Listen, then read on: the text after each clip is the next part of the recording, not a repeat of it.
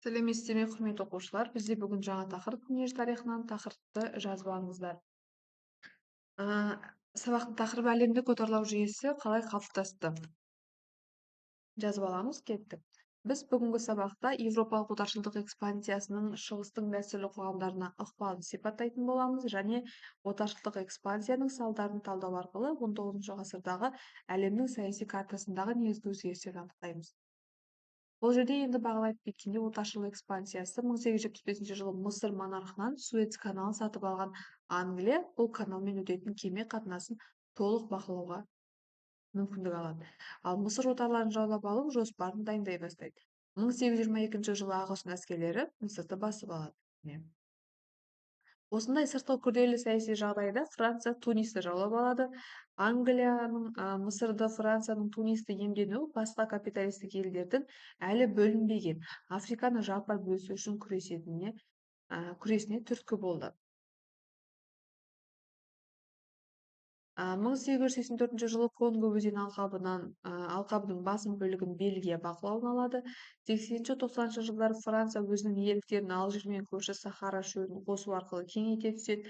1886 жылы Франция Мадагаскар аралын жаулап алады. Осылайша отарлау жүйесі іске аса бастайды.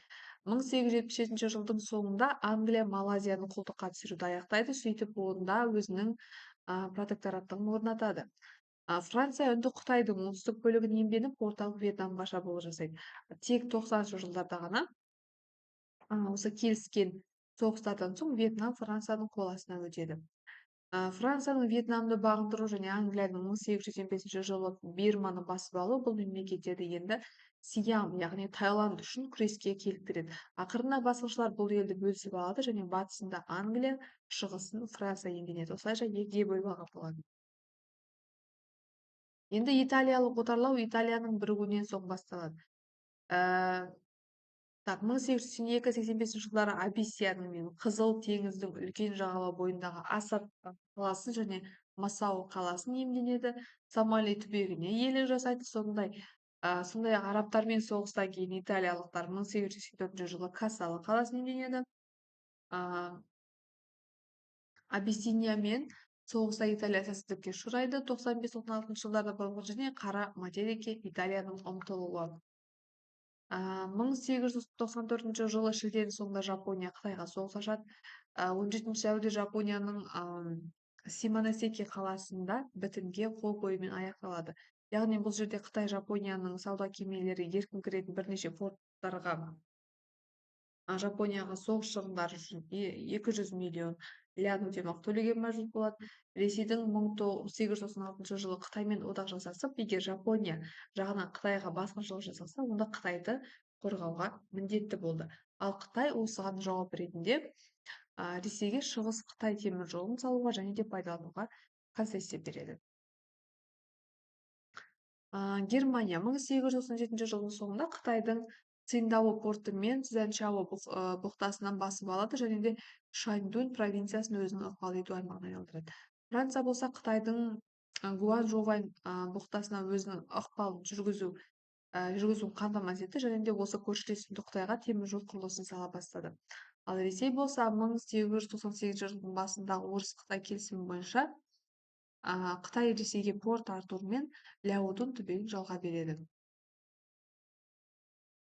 20 ғасырдың басынан дүниежүзінің аумақтық тұрғыдан бөлісу аяқталады. Міне Азия территориясы болса, мына жақта Африкан территориясы, яғни бос жер тіпті қалған жоқ деп айтуға болады. Империалистік державалардың мақсаты тауар өткізу мен шикізат көзін соғыс арқылы табу болатын. 1898 жылы екінші Вильгельм түрік сұлтанымен кездеседі және Босфор, Кіші Азия, Месопотамия, Кувейт, Парсы шығанағына шығатын үлкен темір жолды бірігіп салуға келіседі. Ал Англия мен Германияның Түркияға енуіне мазасызданды.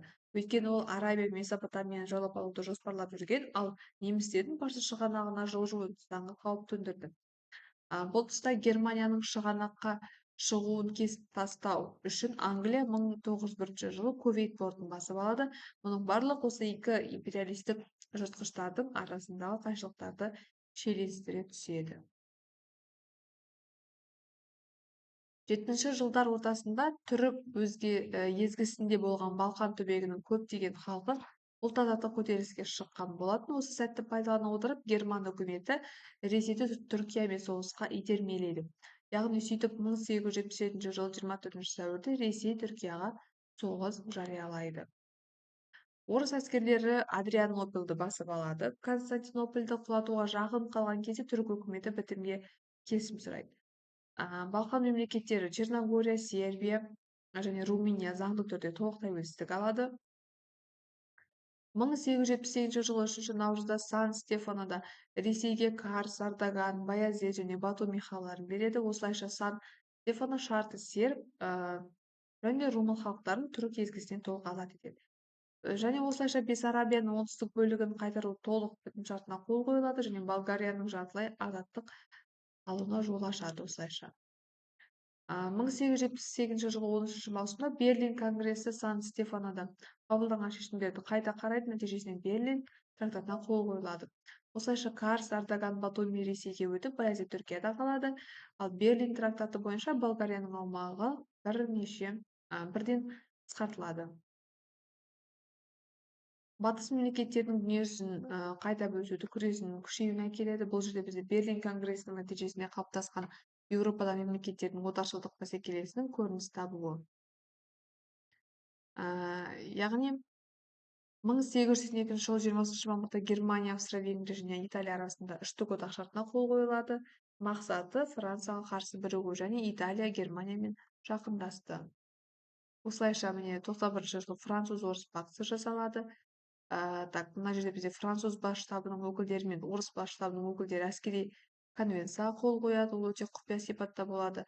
Және әскери конвенция 1893 жылдың соңында бекітіледі және бұл жерде француз-орыс одағы құрылады. Германия өзінің алдында дүние жүзін бөлісуге байланысты ауқымды міндеттер қоя отырып, аса қуатты флот құруға кіріседі. Ағылшын-герман бақталастығы күшейе түседі осылайша.